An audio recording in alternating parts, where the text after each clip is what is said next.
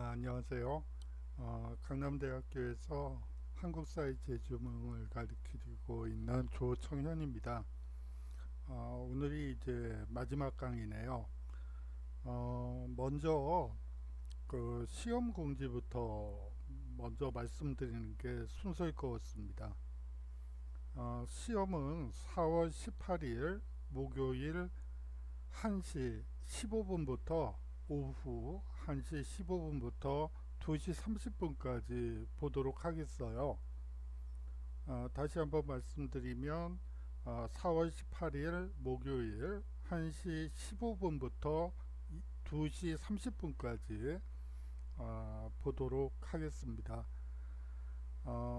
시험과 관련해서는 난생 처음 그 LMS 상에서 시험을 보기 때문에 어, 일부 학생들은 이제 편집권을 좀 비밀번호를 공개해 달라고 부탁하시는 분들도 있는데요. 그렇게 되면 사실은 그 오려서 붙이는 것이 가능하기 때문에 그거는 오히려 좋지 않을 것 같아요. 그래서 일단 편집 비밀번호는 안 알려드리고 그냥 여러분들이 이 PDF 상으로 공부한 내용이 나온다고 보시면 될 것 같습니다. 오늘 주제는요, 이 요동치는 전국이에요.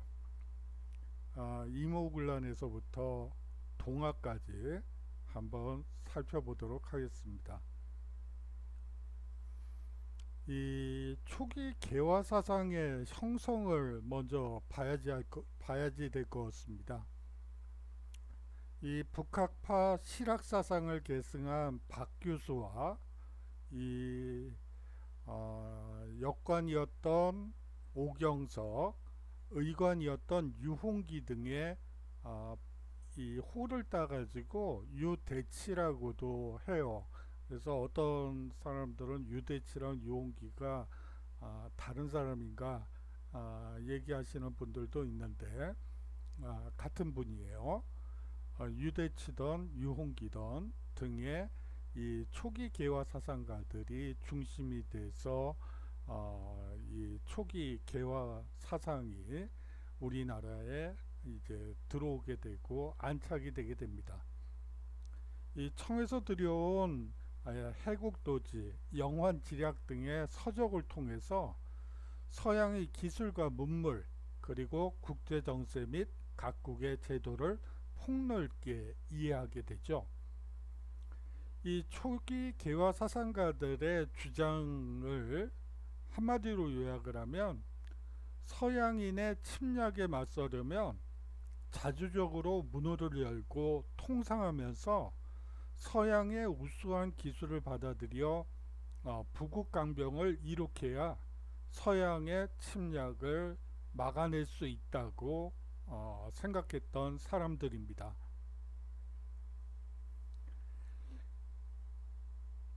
이 초기 개화 사상가들의 지도 아래 개항을 전후하여 개화파가 형성되죠. 대표적인 인물로는 김윤식, 김홍집, 김옥균, 서강범, 박용호 등이 있습니다. 이 개화파 성장은요, 이 1880년대 초에 조정이 개화 정책을 추진하자 대거 관직에 진출하여 핵심 실무 관료로 활동하게 되죠. 특히 영선사와 청나라로 갔던 영선사와 일본으로 갔던 조사 시찰단으로 청과 일본에 건너가 두 나라의 발전된 모습을 목격하고 개혁 의지를 더욱 구체화시키게 됩니다. 사실상 이 개화 사상은요, 중국 중심의 세계관에서 벗어나 서양의 제도와 과학기술을 수용함으로써 전통 사회의 모순을 극복하고 근대 국가를 수립하고자 한 혁신 사상이라고 볼 수가 있습니다. 하지만 이 개화파도 근본적으로 두 세력으로 나뉘게 됩니다. 이목을 난 이후 개화 정책의 추진 방법과 청일 양국에 대한 인식 등을 둘러싸고 이견이 생겨 온건 개화파와 급진 개화파로 나누어진 것이죠. 이 온건 개화파는요, 대표적인 인물로 김홍집과 김윤식, 어윤준 등을 들 수가 있습니다. 이 온건 개혁파는 개화파는 죄송합니다. 이 온건 개화파는 청의 양무 운동을 모델로 동도 서기론을 주장하게 되죠.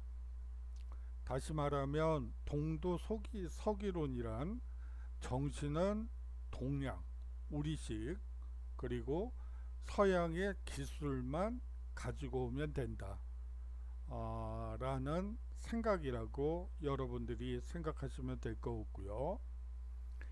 급진 개화파로는 김옥균, 박영효, 홍영식 등이 있습니다.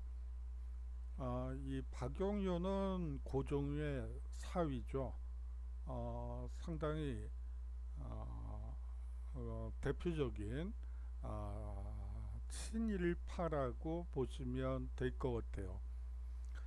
여하튼 이 급진 개화파는 일본의 메이지 유신을 모델로 정치사회 체제의 개혁을 주장하면서 체제 자체, 정신 자체도 서양식으로 바꿔야지만 근대화를 안착시킬 수 있다고 본 것이에요.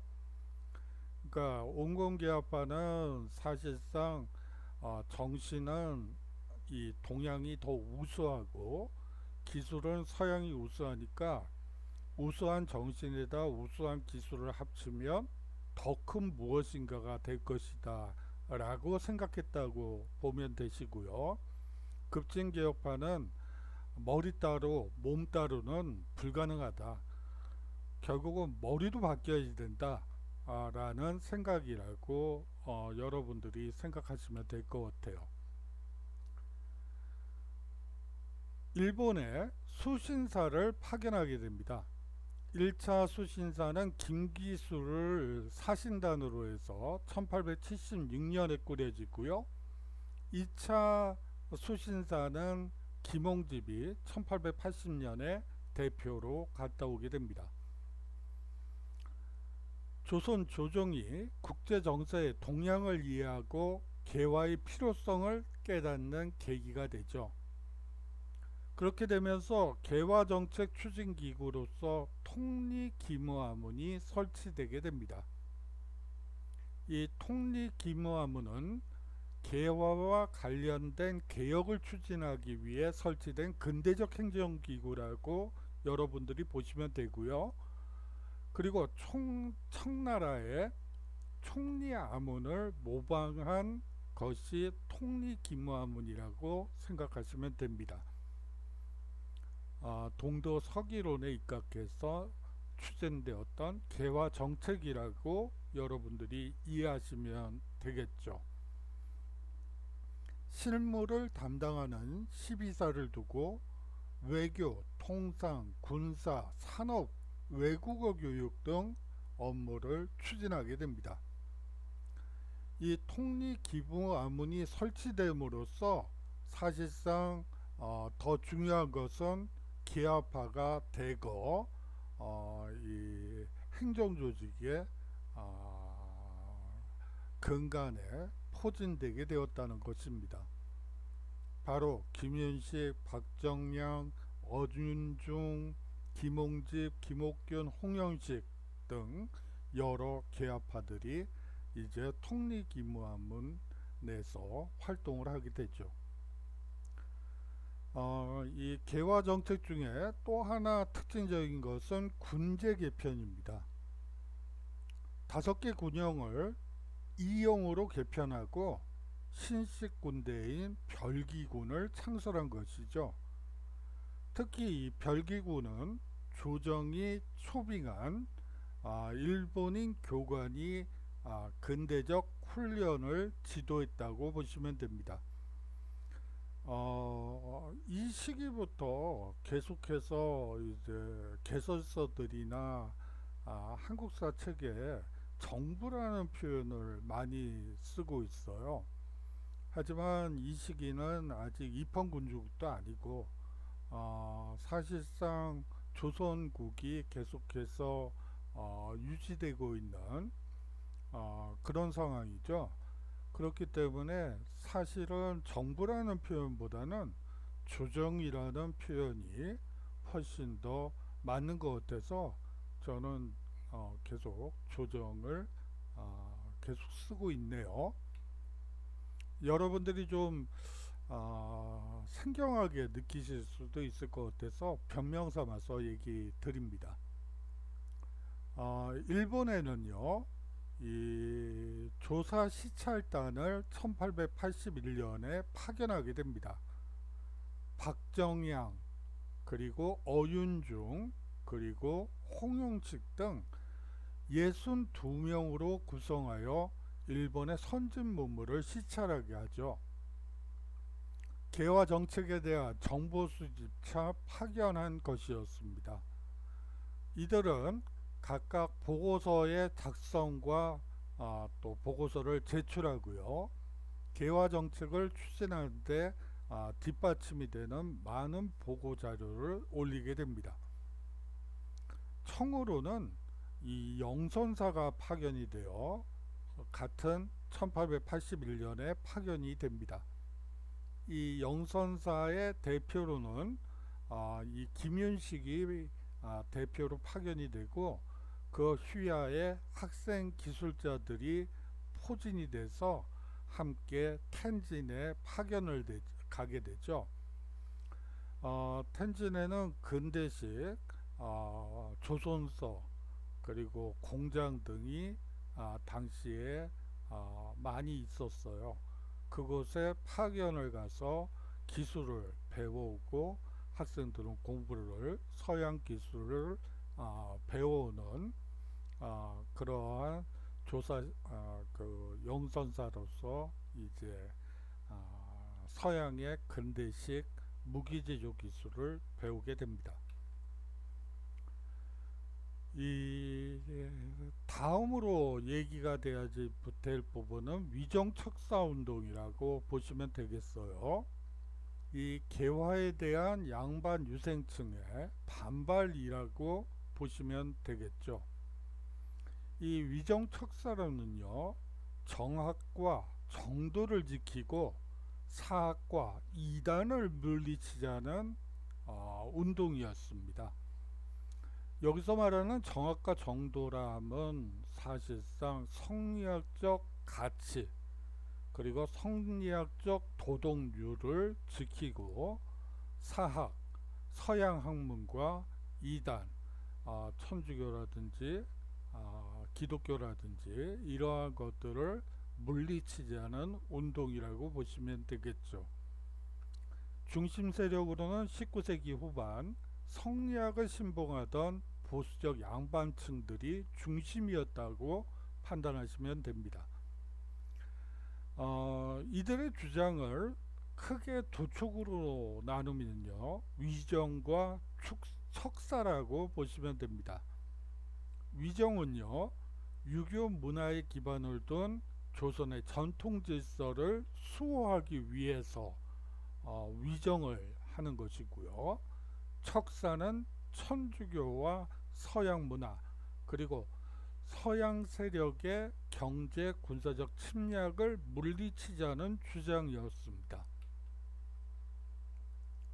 이것도 시기별로 나누어서 볼 수가 있는데요.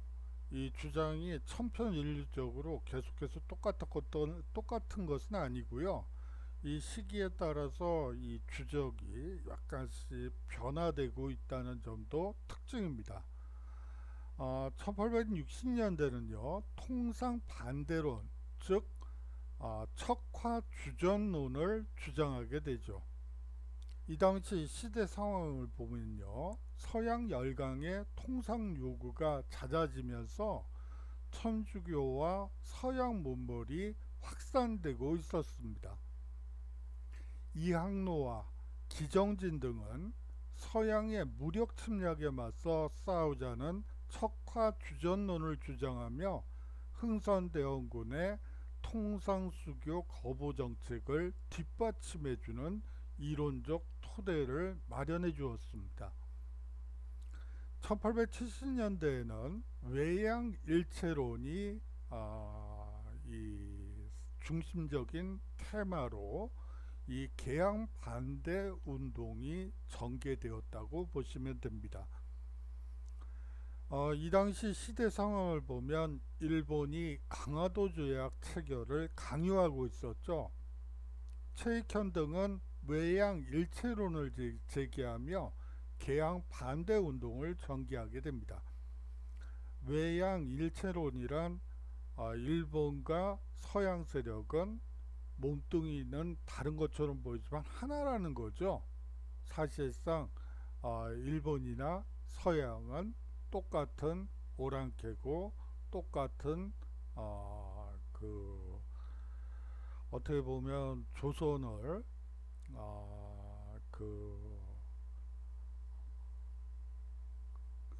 성리학적 가치를 사실상 와해시키는 아주 오랑캐적인 풍습과 문화를 가진 세력으로 일본과 서양 세력을 보았다고 보시면 됩니다.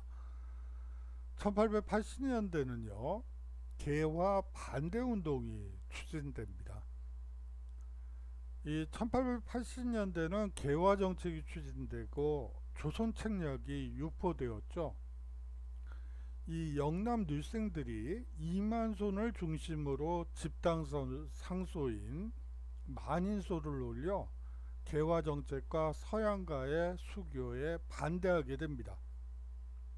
1890년대 부터는 항일 의병 운동의 주축 세력으로 또 자리매김하게 되죠. 1894년 일본군의 경복궁 점령 후 일본의 침략에 적극 저항하는 항일 의병 운동으로 계승되게 됩니다.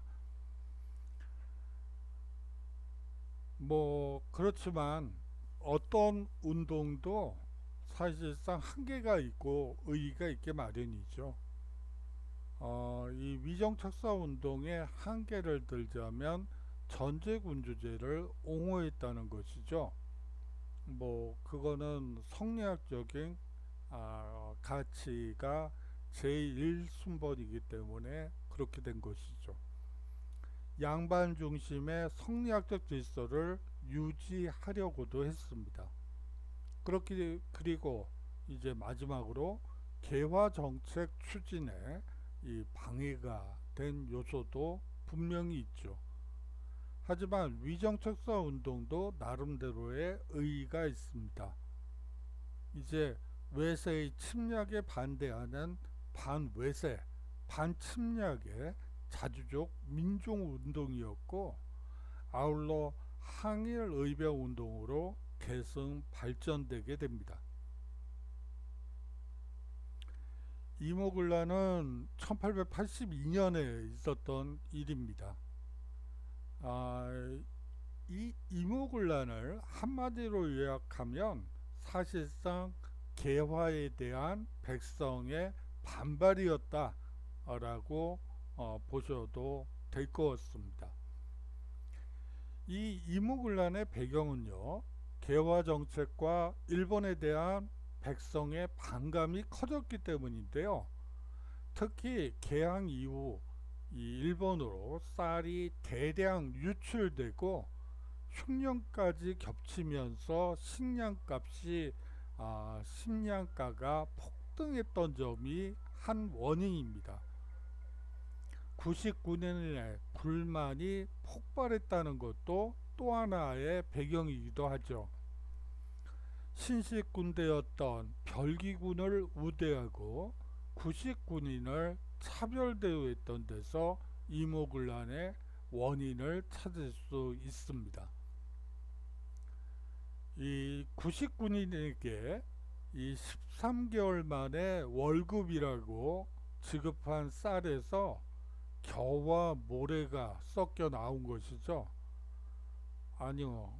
그 처자식이 있는데 13개월 만에 월급이라고 쌀을 지급을 했는데 거기에 겨와 모래가 섞여 나왔다 그러면 그거는 농간이라고 우리가 보통 얘기를 하죠. 농단, 농간. 그 애들들이 막 굶고 막 그러는데 밥이라도 좀 시커 먹어라. 그리고 쌀을 안 치려고 하는데 겨와 모래가 있다. 정말 괴로운, 이건 정말 열받는 일이죠. 이 구식 군인들은 정부 고관의 집을 부수고 일본 공사관을 습격하게 됩니다. 여기서 이제 더 가격화되는 이유 중에 하나는 서울의 하층민과 결합한 구식군인들은 왕궁을 습격하고 민씨 일파를 처단하게 된다는 점이죠. 고종은 사태를 수습하기 위해 흥선대원군에게 정권을 맡깁니다. 민씨 일파는요, 청에 군대 파견을 요청하고 이에 청군 3,000명이 출동하게 되죠. 그렇게 되면서 군란이 진압이 되고요. 흥선대원군을 청으로 납치해 가게 됩니다. 민씨 일파의 재집권이 이루어지게 되죠. 이 이모군란의 결과 조선은요, 청의 내정 간섭이 심화되고요. 민씨 정권이 친청화하는 경향이 있습니다. 이 개화 정책의 후퇴, 이모군란으로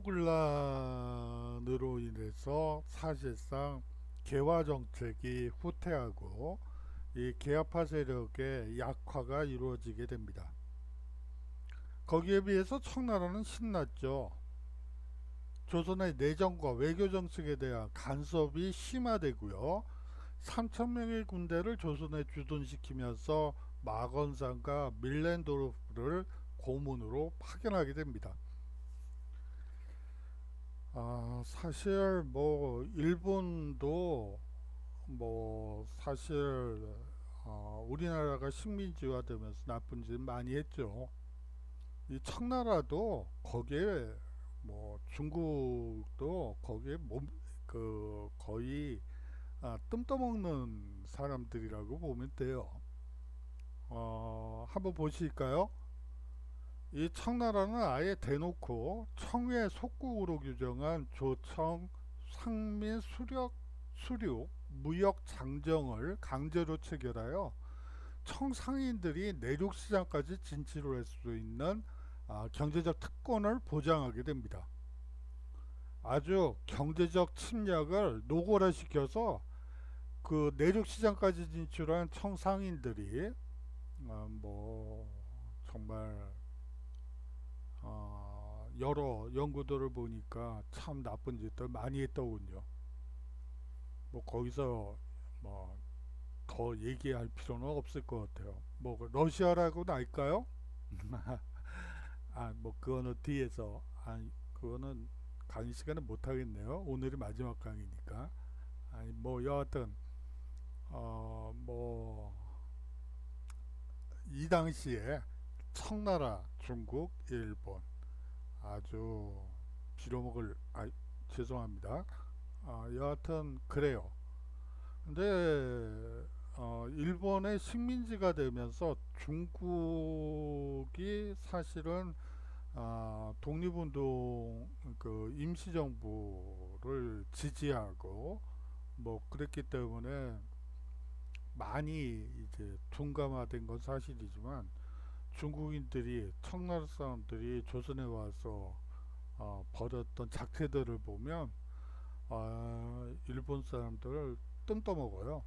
뭐 거의 한술 더 뜬다고 보면 돼요. 뭐 여하튼 뭐 그렇고요. 일본은 제불포 조약을 이모군란을 이유로 해서 체결하게 됩니다.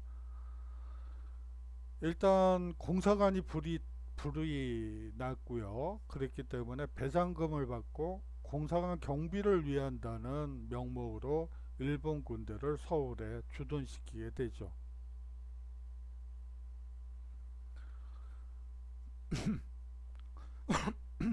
죄송합니다. 이제 갑신정변이 곧이어 일어나게 됩니다. 1884년의 일이었죠.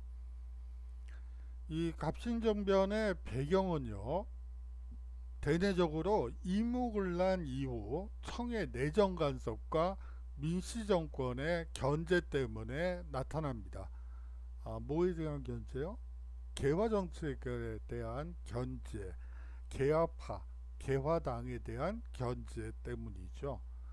개화 정책이 추진되지 못하는 상황이었죠.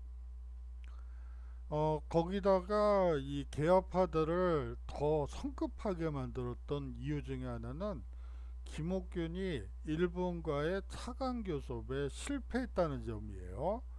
사실 그렇게 하면서 사실상 급진 개화파의 개화파들이 일본 차관을 바탕으로 해서 근대화 실적을 내고 그것을 통해서 민심을 얻어보려고 했던 계획이 좌절됐던 것이죠. 그렇게 되면서 급진개혁파의 이 개혁 주도권이 상실되게 되고 정치적 입지 역시 위축되게 됩니다. 급진개혁파는 개화정책 추진을 위한 비상수단을 도모할 수밖에 없었죠. 아울러서 대외적으로는 이 청푸 전쟁이 1884년에 일어나게 됩니다. 서울 주둔 청군 절반이 베트남으로 철군하게 되죠.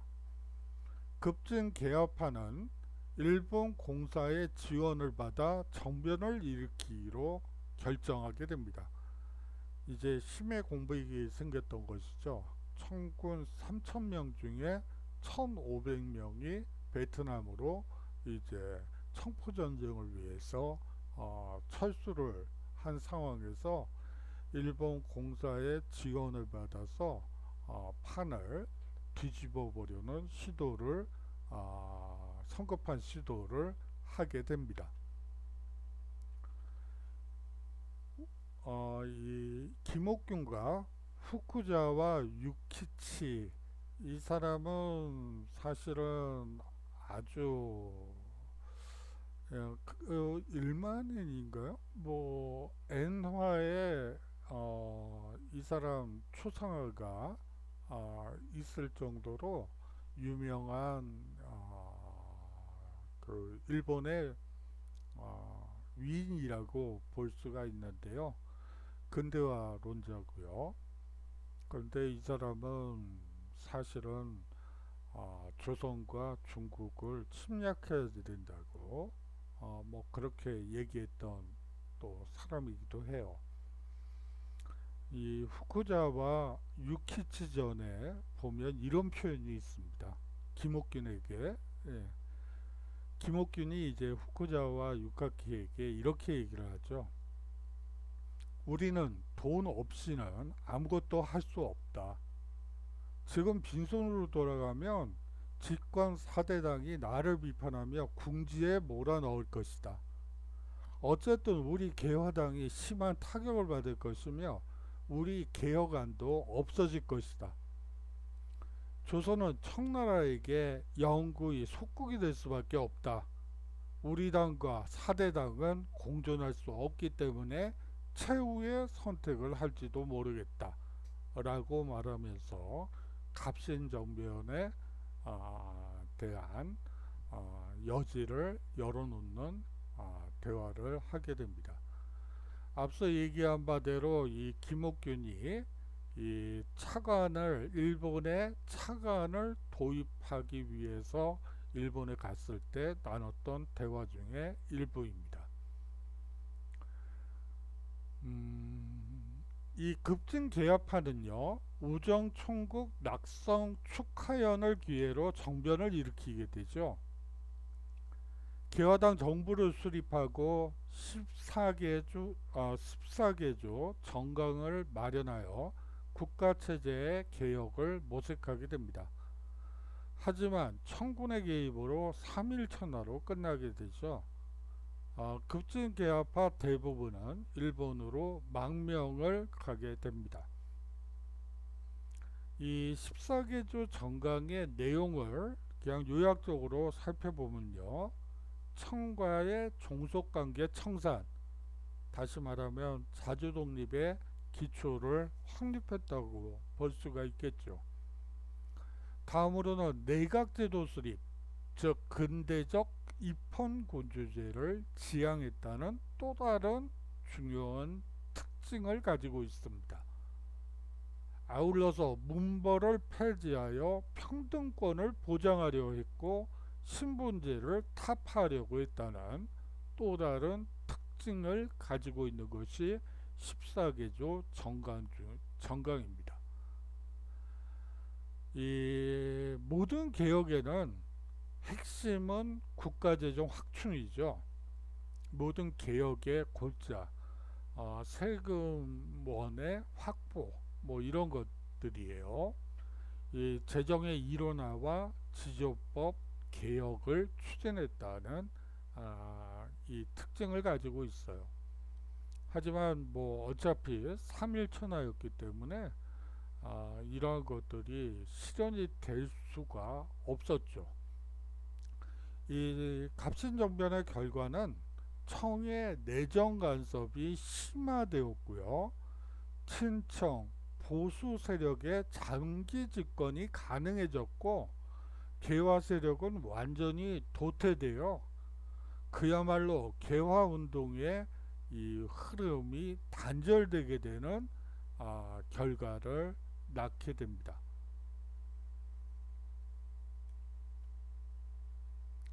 이 갑신정변은요, 근대국가 건설을 목표로 일어난 우리나라 최초의 정치개혁 운동이라고 보시면 되겠습니다. 청의 간섭을 물리치고 종속관계를 청산하여 국가의 자주독립을 확고히 하려 했죠. 입헌군주제 실시와 평등권 확립을 통해 근대적 정치 사회 시스템을 구축하려 했다는 또 다른 의도 있습니다. 가부개혁, 그리고 독립협회 활동, 애국계몽 운동으로 이어지는 우리나라 근대화 운동의 선구적 역할을 했다는 것도 또 다른 의의라면 의의라고 할 수 있겠죠. 하지만 이 분명한 한계도 있습니다. 소수의 지식인이 중심이 되어 급진적인 방식으로 근대화를 추구한 위로부터의 개혁이었고요. 그런데 이 위로부터의 개혁도 성공하는 케이스들이 있죠. 뭐 예를 들어 메이지 유신이라든지 뭐 독일 같은 경우에 뭐 비스마르크라든지 이런 것들은 대표적인 위로부터의 개혁이었죠. 그런데 그것이 위로부터의 개혁에 성공할 수 있었던 근본적인 이유는 사실상 정부의 힘이 강해야지 되는데 뭐 3일 만에 무너진 정부 조정이 무슨 힘이 있겠어요. 뭐 그렇고요. 또 하나는 일본의 군사적 지원 약속에만 의존했다는 또 다른 한계가 있습니다. 아울러서 토지개혁엔 소홀했고요. 백성의 지지를 이끌어내지 못한 한계를 지니고 있습니다. 이 갑신정변 이후 열강의 각축이 더욱 강화되죠. 청은 조선에 대한 내정 간섭을 계속해서 강화시켜 나가게 됩니다. 일본은요, 갑신정변의 책임을 조선에 돌리면서 한성조약 체결을 강요하고 청과 대립하게 되죠. 그렇게 되면서 텐진조약이 맺어지게 됩니다. 청일 양국군이 조선에서 동시에 철군하고 조선의 군대를 파병할 시에는 상대국의 사전에 통보하기로 텐진조약 조항에 넣었던 것이죠. 이렇게 됨으로써 1894년 동학농민운동 때 청일전쟁의 원인이 되는 것이 바로 이 텐진조약이라고 보시면 됩니다. 러시아는요, 이 고종은 청의 내정 간섭이 너무 극심해지자 조로 비밀 협약을 추진하게 되고요. 이 사실을 한 영국은 러시아의 남하를 견제하기 위해 거문도 사건을 일으키게 됩니다. 사실상 거듭 말씀드리지만 이 러시아는 한반도 문제에 뭐 지금이나 과거에나 지대한 관심을 가지고 있어요. 이 러시아는 기본적으로 부동항을 얻는 게 국가의 일차적인 목적이에요. 외교 정책의 1순위가 부동항을 얻는 것이죠. 군사의 1순위가. 부동항을 얻기 위해서는 유럽으로 나가던가 뭐 스웨덴 뭐 이쪽으로 나가던가 아니면 한반도로 빠지던가 아니면 일본 뭐 북해도를 한 그 밑쪽으로 일본 땅을 차지해야지만 사실상 이 부동항을 얻을 수 있죠. 사실상 그 19세기까지 군대에서 가장 중요한 전력은 해군력이죠. 그런데 이 러시아는 대부분 항구들이 다 겨울이 되면 얼어붙어요. 다시 말하면 3개월, 4개월 동안 해군은 놀고 있는 거예요. 뭐 빙하나 파고요. 뭐 이런 식이기 때문에 사실상 대국으로 커나갈 수가 없죠. 그렇기 때문에 얼지 않는 항구를 얻는 것이 국가 생존을 위해서 제1순위로 되었고, 그러는 와중에서 이 조선에 눈독을 들이게 됐죠. 조선에서 대부분이 원삼까지만 해도 부동항이죠. 그렇기 때문에 사실상 러시아는 한반도 문제에 대해서 지금도 지대한 관심을 가지고 있죠. 여하튼 그러한 러시아의 남하를 견제하기 위해 영국은 거문도 사건을 일으키게 되면서 거문도를 무단 점거하게 됩니다. 이러한 혼란 속에서 조선 중립화론이 제기되기도 하죠. 이 독일 부영사였던 이 부들러와 유길준 등이 이 조선 중립화론을 제기하기도 했습니다. 이러한 국제관계 혼란 속에서도 개화와 자주를 위한 정부 조정의 노력은 계속되고 있었습니다. 갑신정변 이후의 개화 정책을 보면 여전히 양무운동 그리고 동수도 서기론적 관점에서 한송주부를 발간하고요. 유경공원, 연무공원, 광무국과 전보국을 설치하게 됩니다. 그리고 아울러서 자주 외교도 전개하게 되는데요. 일본과 미국의 공사관을 설치하죠. 하지만 이러한 개화와 자주를 위한 조정의 노력도 한계가 있을 수밖에 없었던 것이 민씨 정권의 무능과 부패 그리고 청의 지나친 내정 간섭 때문에 큰 성과를 거두지는 못했다고 볼 수 있겠습니다. 이 조선을 둘러싼 청과 일본의 각축전이 벌어지게 되죠. 청나라는 조선을 자국의 영토를 방어할 동쪽 울타리로 삼으려 했습니다. 이 동쪽 울타리로는 뭐 계속해서 중국은 조선을 바라보는 입장이에요. 이거는 뭐 고려 시기에도 마찬가지였고, 이 중국이 이 조선 그리고 한반도를 보는 기본 입장이라고 보시면 될 것 같습니다. 이모군란 그 합신정변을 계기로 조선의 내정에 아주 적극적으로 간섭을 했고요. 경제 침략을 확대해 나갔습니다. 일본은요, 조선을 자국의 이익선으로 여기고 장차 만주 침략의 발판으로 삼고자 했죠.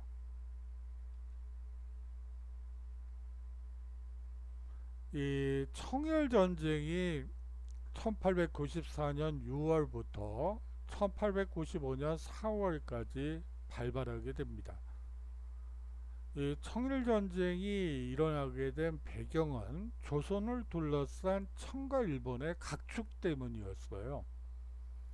직접적인 배경은 조선에서 동학농민운동이 발생했기 때문입니다. 조선 조정이 동학농민군 진압을 위해 청에 군대 파병을 요청하게 되죠.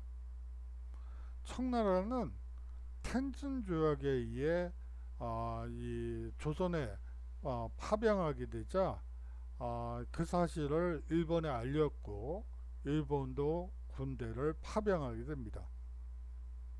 조선 조정은 청일 양국 군대에 철군을 요청했죠. 사실상 전주 화약이 이제 동학농민 운동에서 말씀을 드리겠지만 전주 화약을 통해서 사실상 문제가 이 조선 내에 이 문제가 동학농민운동을 이 1차 분기가 끝났기 때문에 양국 군대의 철군을 요구하게 됩니다. 그런데 일본이 경복궁을 강제로 점령하고 조선 조정을 장악하게 되죠. 일본은 청군을 기습하여 청일 전쟁을 일으키게 됩니다. 일본의 승리로 막을 내리게 되죠. 그렇게 되면서 시모노세키 조약이 체결되게 됩니다. 청은 조선이 자주 독립국임을 인정하고 조선에서 물러나죠. 청은 거기다 일본의 랴오동 반도와 타이완 등을 할양하기로 합니다. 청은 일본의 전쟁 배상금으로 2억량을 지불하는데요. 이 2억량이라는 액수가 어느 정도냐면 당시 청나라의 3년치 세출 예산이라고 하니까 엄청난 것이죠. 중국은 사실상 영일강의 침략이 확대되어 이제 청은 반식민지 상태로 전락하게 됩니다. 아니요, 이런 거잖아요. 일본한테도 졌는데 뭐 얼마나 만만해 보이겠어요? 이렇게 되면서 이제 청나라는 반식민지 상태로 전락하게 되죠. 이 청일 전쟁의 결과 가장 큰 것은요, 중국 중심의 동아시아 국제 질서가 완전히 깨져버렸다는 것입니다. 일본은요, 만주 침략에 유리한 고지를 확보했고 이 전쟁 배상금으로 산업화에 박차를 가할 수 있게 되었다는 것이죠. 가부 개혁을 강요하는 등 조선에 대한 영향력을 확대해 나갑니다. 그전까지는 청나라가 조정을 좌지우지했었죠. 그러다가 이제 그 좌지우지하는 세력이 일본으로 그냥 바뀌어 버렸다고 보시면 됩니다. 삼국 간섭 이후 일본은 한반도와 만주를 두고 러시아와 대립하게 되죠. 이 동학농민운동은 사실상 농민층의 동요와 직접적인 관련이 있습니다. 지배층 민씨정권의 부패와 농민 수탈이 심화되었기 때문이고, 아울러서 매간매직과 삼정의 문란이 심화되면서 농민 봉기가 곳곳에서 발생하고 있었죠. 일본의 경제적 침략도 여기다 불을 지핀 한 요인이 됩니다. 일본 상인들은 영국산 면직물을 수입해다가 값싸게 팔았고요. 그러면서 사실은 조선의 가내수공업의 대표 주제였던 면직물 생산이 이 시기부터 상당히 이제 쪼그라들면서 어때요? 배라든지 면직물 같은 경우에는 이 동전과 같은 실물화폐죠. 그걸 가지고 쌀로도 바꿀 수 있고 그랬었는데, 이 사실상 가내수공업이 완전히 무너졌다고 보시면 될 것 같고요. 일본 상인의 곡물 유출이 아주 엄청나게 일어나게 되죠. 그러면서 농민들의 반일 감정도 고조되게 됩니다. 이 동학이 교세를 확대하게 되는 배경에는요, 사실상 이대 교주 최시영이 조직망인 이 포주업체를 정비하고 포교 활동을 활발히 전개하게 됩니다. 더구나 동학의 인내천 사상과 외세를 배척하는 사상이 농민들에게 큰 호응을 얻게 되었던 것이죠. 이 동학은 사실상 동학 공인운동을 전개하게 되죠. 그것이 바로 교조 신원운동입니다. 교조 체제의 누명을 벗겨주고 포교의 자유를 보장받으려는 종교운동으로 나타난 것이죠. 처음에는 삼례 집회가 1892년 11월에 열리게 됩니다. 아울러서 서울 복합상소가 1893년 2월에 열리게 되는데요. 이 두 운동은 바로 교조 신원운동과 직접적으로 관련되어 있습니다. 어떻게 보면 조선사회에서 처음으로 일어난 종교적 대중집회이자 동학공인 촉구운동이라고 보시면 되겠습니다.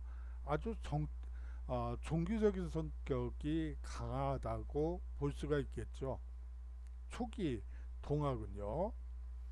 그러다가 이제 보훈 집회가 열리게 되는데, 그것은 한 달 뒤, 즉 1893년 3월에 일어나는데, 이게 성격이 약간 변질이 돼요. 탐관오리 숙청, 외세 배격 등을 주장하는 정치운동으로 발전하게 됩니다.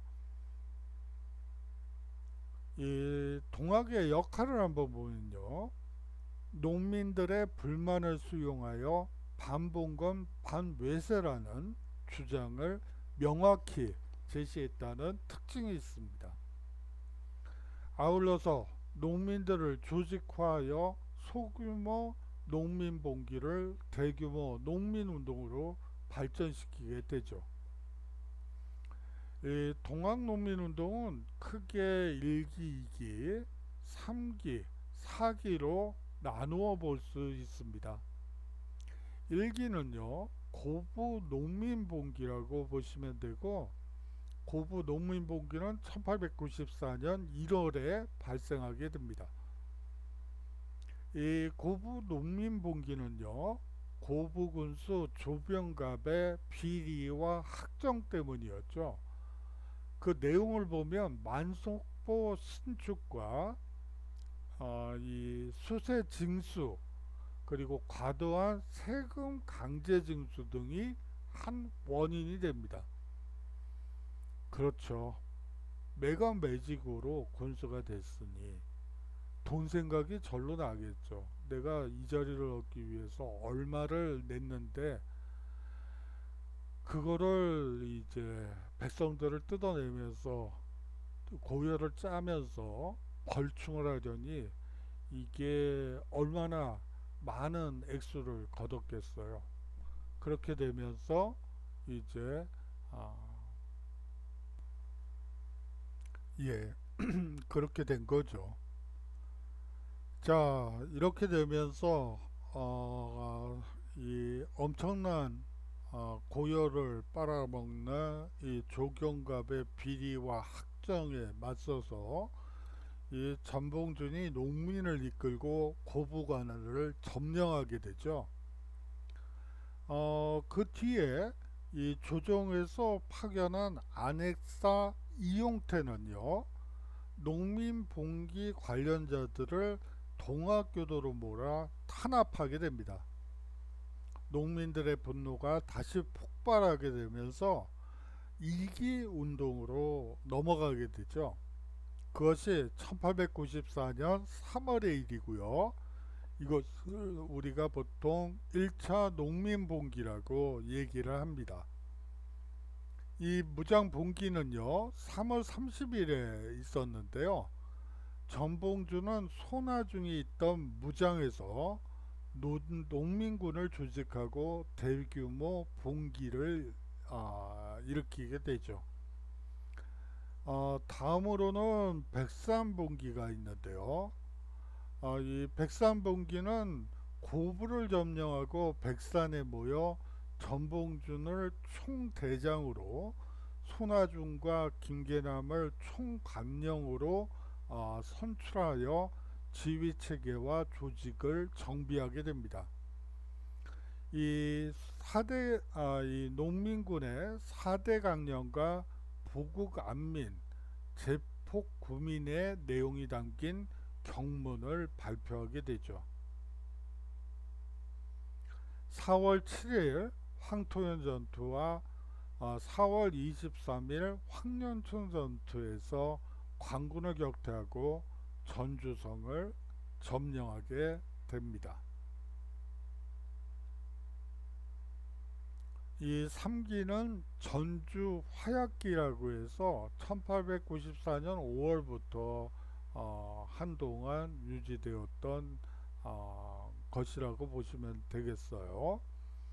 이 전주 화약기의 배경은 이 청일 양국 군대의 파병 때문이었습니다. 전주성 함락 이후 조정이 청의 원병을 요청했던 것이죠. 청군은 아산만에 들어왔고 일본도 군대를 파병하여 일본군 역시 인천에 상륙하게 됩니다. 5월 8일에 전주 화약이 설립되게 되죠. 농민군은 조정의 정치개혁을 합의하고 이 전주 화약을 체결한 뒤 농민군을 해산하게 됩니다. 농민군은 전라도 지역에 집강소를 설치하고 패정개혁안을 실현하게 되는데요. 이 집강소라는 것은 농민들이 동학 농민들이 그냥 지방자치 단체라고 보시면 될 것 같아요. 라고 보면 될 것 같습니다. 뒤에서 설명드리도록 하죠. 조정도 이 교종청을 설치해서 개혁을 추진하면서 청과 일본의 철군을 요구하게 되죠. 사기는 2차 농민봉기라고 볼 수가 있는데요. 1894년 9월의 일입니다. 이 배경은요, 일본은 조선의 철병 요구를 거부하고 무력으로 경복궁을 점령하게 되면서 청일 전쟁을 도발했던 것이죠. 농민군은 이 반侵略의 기치를 들고 봉기하게 됩니다. 이 2차 농민봉기에서 아주 특징적인 것은 이 남접, 즉 전봉준을 대장으로 한 전라도와 북접, 최시영을 대장으로 한 충청도의 남북접 연합부대가 결성되었던 점이에요. 이 동학교단 조직 전체가 동원되었다고 볼 수가 있고요. 이 남북접 연합부대는 논산에서 집결해서 도성으로 북상하려고 했습니다. 이 동학농민군의 주력 부대는 공주 우금치에서 일본군과 정부군에 크게 패배하게 되죠. 이 우금치 전투에서 농민군 지도자였던 전봉준, 김계남, 손아중 등이 체포되고 결국 동학농민운동은 실패하게 됩니다. 이 집강서는요, 이 전주 화약에 의해 내정을 개혁할 목적으로 동학농민군이 전라도 53개 군과 경상도, 충청도 일대에 설치하였던 농민자치기관이라고 보시면 됩니다. 지방정부라고 볼 수가 있겠죠. 집강을 책임자로 그 밑에 서기인 집강지서, 그리고 성찰, 즉 순찰과 감찰을 담당했던 성찰, 그리고 집사, 행정요원이고요. 아울러서 동몽, 즉 청소년이자 또 연락책이기도 한 이 동몽 등의 임원을 두기도 했습니다. 우리 역사 최초로 이 피지배층인 농민이 지방자치권을 행사했다는데 의의가 있는 기관이라고 보시면 되겠습니다. 자, 이 동학농민운동의 의의와 영향을 살펴보도록 하죠. 이 동학농민운동의 성격은 안으로 개혁정치를 통해 봉건 지배질서를 타파하고 밖으로 외세의 침략을 물리쳐 나라를 지키려고 했던 최대 규모의 농민운동이라고 보시면 됩니다. 이 동학농민운동의 영향을 보면요, 이 동학농민운동은 기본적으로 반봉건적 성격을 가지고 있습니다. 갑오개혁에 반영됨으로써 새로운 질서의 성립을 촉진시켰죠. 아울러서 이 동학농민운동은 반침략적 성격을 다분히 가지고 있습니다. 농민군의 잔여 세력이 의병에 가담함으로써 반침략 항일 투쟁의 토대를 마련했다는 것이죠. 하지만 이 동학농민운동은 근대국가 건설을 위한 구체적인 개혁안을 제시하지는 못했다는 한계도 있습니다.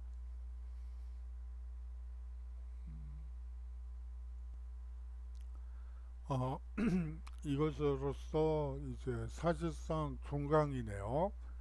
뭐 얼굴 한번 못 뵙고 종강이네요. 참 살다 살다 별놈의 꼴을 다 보네요. 여하튼 뭐 몇 년 살지도 않았는데 뭐 이런 경우가 다 있나 싶은 생각이 드네요. 한 가지 부탁드리고 싶은 게 있네요. 기말 레포트를 제가 걷겠다고 하니까 원성이 자자하더군요. 그런데 사실은 그 LMS 시험이라는 것이 제가 최대한 문제를 많이 내서 여러분들이 커닝 페이퍼를 만들 수 있는 시간적 여유를 드리지 않으려고 부단히 애를 썼어요. 애를 쓰고 있는 중이에요. 어, 대부분 가로놓기 문제를 내도록 하겠습니다. 근데 이제 사실상 커닝을 방지할 수 있는 방법이 없다는 것이 문제예요. 그래서 일단 교육부에서는 또 시험을 보라니까 다들 뭐 시험을 또 안 볼 수 없는 상황이고요. 그래서 시험은 보는데 뭐 그게 그렇게 되다 보니까 기말 레포트를 일단 걷어야지 될 걸로 보여요.